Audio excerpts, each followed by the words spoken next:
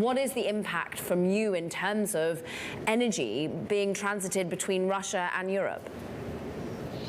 Currently, despite the airstrikes and full-scale attack on Ukraine, we managed to maintain efficient functioning of the major part of our infrastructure, including gas production, gas storage, and the gas transmission.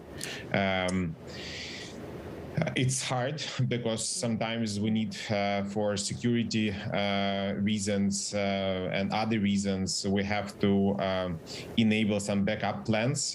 But so far, we've been more or less successful giving these new norms to make it functioning.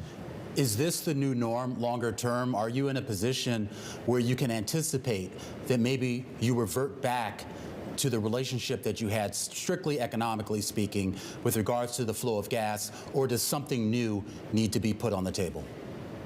It's very difficult to anticipate what this madman in Kremlin will do. That's why, again, we're trying our best, but it's really every hour it's some kind of negative surprise. So we could never expect that Russia would do this to Ukraine.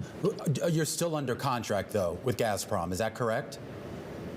Yes, so we're still under contract. We are the contracting party for Gazprom for the transit, and it's a separate reason why, but it's a heroic effort on our side at the moment to make sure that there is still ongoing transit to Europe. Speaking of that transit to Europe, from what we understand, you've had to operate at maximum capacity. How long can you operate at maximum capacity before you have to start to say no to some of those customers? It's not entirely true, so we still have some ample capacity. So the problem is not in terms of infrastructural bottlenecks, but currently there are airstrikes on Kyiv, the capital, and our main IT infrastructure and main dispatcher centers are here.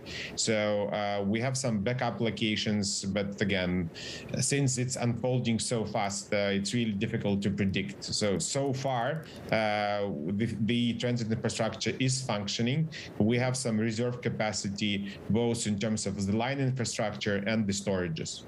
Yuriy, you're a long-term man in the energy industry, but also have served your nation in terms of acting minister for energy. You're someone who's pushed against sort of the overdependence on Gazprom in some way and tried to eliminate the critical nature in which you depend on Gazprom. How have you managed in any way to ensure that you have protection? Do you have any? And what steps need to be taken in the here and now?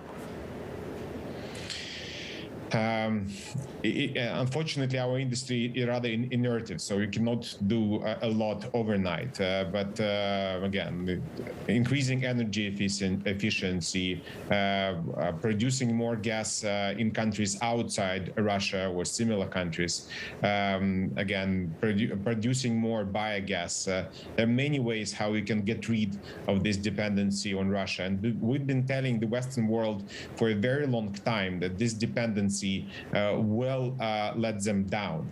And currently we see it, that because of this dependency, the West is hesitant to impose some crushing sanctions on Putin's regime to stop the war.